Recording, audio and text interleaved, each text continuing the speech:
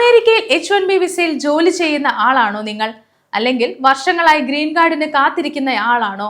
അങ്ങനെയെങ്കിൽ ഈ വാർത്ത നിങ്ങൾ തീർച്ചയായും അറിഞ്ഞിരിക്കണം. അമേരിക്കയിൽ 14 വർഷത്തോളം ജീവിക്കുകയും ജോലി ചെയ്യുകയും ചെയ്ത ഒരു ഇന്ത്യൻ ടെക് പ്രൊഫഷണൽ ഒടുവിൽ അമേരിക്കൻ ജീവിതം ഉപേക്ഷിച്ച് സ്വിറ്റ്സർലൻഡിലേക്ക് മാറിയിരിക്കുകയാണ്. അമേരിക്കയിലെ നീണ്ട ഗ്രീൻ കാർഡ് കാത്തിരിപ്പ്, H1B വിസയുമായി ബന്ധപ്പെട്ട അനിശ്ചിതത്വം, ജോലി നഷ്ടപ്പെട്ടാൽ ഉണ്ടാകുന്ന ഇമിഗ്രേഷൻ സമ്മർദ്ദം തുടങ്ങിയ കാര്യങ്ങളാണ് രാജ്യം മാറാൻ തന്നെ പ്രേരിപ്പിച്ചതെന്നാണ് അദ്ദേഹം പറയുന്നത്. ഇപ്പോൾ ഈ അനുഭവം പ്രവാസി സമൂഹത്തിൽ വലിയ ചർച്ചയായിരിക്കുകയാണ്. എന്തുകൊണ്ടാണ് അദ്ദേഹം അമേരിക്ക വിട്ടത്? എങ്ങനെയാണ് സ്വിറ്റ്സർലൻഡിലേക്ക് മാറിയത്? അമേരിക്കയേക്കാൾ സ്വിറ്റ്സർലൻഡ് എന്താണ് നൽകുന്നത്? അമേരിക്കയിൽ വർഷങ്ങളായി ഗ്രീൻ കാർഡിനായി കാത്തിരിക്കുന്ന മലയാളി IT പ്രൊഫഷണലുകൾക്ക് ഇതിൽ നിന്നും എന്താണ് പഠിക്കാനുള്ളത് എന്ന ചോദ്യങ്ങളാണ് ഇപ്പോൾ ഉയർന്നു വരുന്നത്. നമുക്ക് ഓരോന്നും വിശദമായി തന്നെ നോക്കാം. അമേരിക്കയിൽ H1B വിസയിൽ ജോലി ചെയ്യുന്ന പല ഇന്ത്യൻ IT പ്രൊഫഷണലുകളും നേരിടുന്ന പ്രധാന പ്രശ്നമാണ് ഗ്രീൻ കാർഡ് ബാക്ക്ലോഗ്. പ്രത്യേകിച്ച് ഇന്ത്യയിൽ ജനിച്ച EB2, EB3 അപേക്ഷകർക്ക് ഗ്രീൻ കാർഡിനായി വളരെയധികം നീണ്ട കാത്തിരിപ്പ് നേരിടേണ്ടി വരാം. അതിനിടെ H1B വിസയുടെ സ്റ്റേറ്റസ് നിലനിർത്തണം, ജോലി മാറുമ്പോൾ വിസ ട്രാൻസ്ഫർ നടപടികൾ ശ്രദ്ധിക്കണം, ജോലി നഷ്ടപ്പെട്ടാൽ ഇമിഗ്രേഷൻ സ്റ്റേറ്റസിനെ കുറിച്ചുള്ള ആശങ്കയും ഉണ്ടാകും. ഇത്തരത്തിലുള്ള അനിശ്ചിതത്വമാണ് പലർക്കും വലിയ മാനസിക സമ്മർദ്ദങ്ങളായി മാറുന്നത്. ഇവിടെ നമ്മൾ പറയുന്ന ടെക് പ്രൊഫഷണലും ഏകദേശം 14 വർഷം അമേരിക്കയിൽ ജോലി ചെയ്ത ശേഷമാണ് മറ്റൊരു രാജ്യത്തേക്ക് മാറാൻ തീരുമാനിച്ചത്. അദ്ദേഹം ജോലി ചെയ്തിരുന്ന ടെക്നോളജി കമ്പനിക്ക് സ്വിറ്റ്സർലാൻഡിലും ഓഫീസ് ഉണ്ടായിരുന്നു. അതുകൊണ്ട് പുതിയ ജോലി അന്വേഷിച്ച് പുറത്തേക്ക് പോകുന്നതിന് പകരം തന്റെ കമ്പനിക്കുള്ളിലെ ഒരു ഇന്റേണൽ ട്രാൻസ്ഫർ സാധ്യതയാണ് അദ്ദേഹം ഉപയോഗിച്ചത്. കമ്പനി നേതൃത്വവുമായി സംസാരിച്ച് സ്വിറ്റ്സർലാൻഡ് ഓഫീസിലേക്ക് മാറാനുള്ള അവസരവും അദ്ദേഹം നേടി. അങ്ങനെ കുടുംബത്തോടൊപ്പം സ്വിറ്റ്സർലാൻഡിലേക്ക് മാറുകയായിരുന്നു അദ്ദേഹം. സ്വിറ്റ്സർലാൻഡിലെത്തി ജോലി ചെയ്യാനും താമസിക്കാനും ആവശ്യമായ പെർമിറ്റ് നടപടികളും പൂർത്തിയാക്കി. ഇവിടെ മറ്റൊരു പ്രധാന കാര്യം കൂടിയുണ്ട്. Switzerland European Union അംഗരാജ്യമല്ല.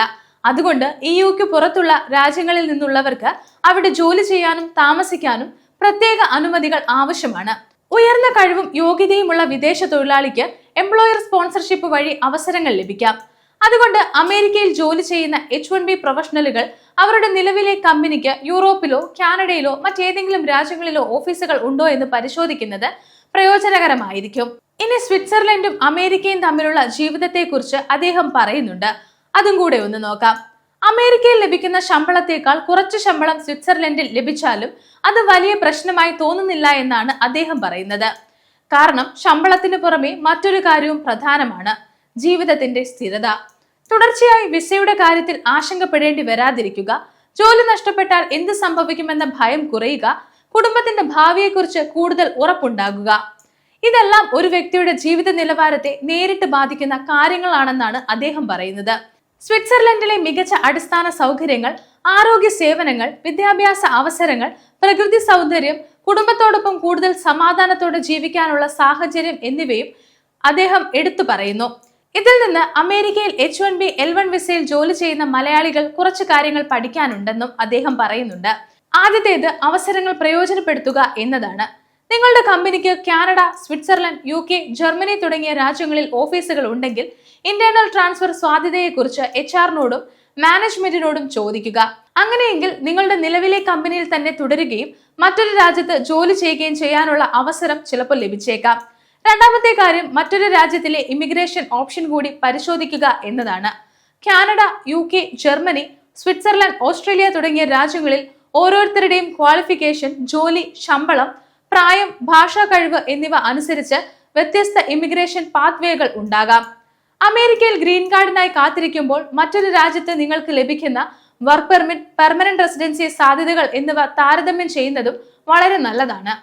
മൂന്നാമത്തെ കാര്യം, ശമ്പളം മാത്രം നോക്കി രാജ്യം തെരഞ്ഞെടുക്കരുത്. കുടുംബത്തോടൊപ്പം ജീവിക്കുമ്പോൾ ഇമിഗ്രേഷൻ സെക്യൂരിറ്റി, കുട്ടികളുടെ വിദ്യാഭ്യാസം, health care, living expense, tax, ജോലി സുരക്ഷ തുടങ്ങിയ കാര്യങ്ങളും പരിഗണിക്കണം. അമേരിക്കയിൽ ഉയർന്ന ശമ്പളം ലഭിക്കുന്നുണ്ടെങ്കിലും വർഷങ്ങളോളം ഇമിഗ്രേഷൻ അൺസർട്ടനിറ്റി തുടരുകയാണെങ്കിൽ മറ്റൊരു രാജ്യത്തെ അവസരങ്ങൾ പരിശോധിക്കുന്നത് ചില കുടുംബങ്ങൾക്ക് പ്രായോഗികമായ തീരുമാനമായേക്കാം. എന്നാൽ ഇവിടെ ഒരു കാര്യം ശ്രദ്ധിക്കണം. എല്ലാവരും അമേരിക്ക വിട്ട് സ്വിറ്റ്സർലൻഡിലേക്ക് പോകണമെന്നല്ല ഈ യുവാവ് പറയുന്നത്.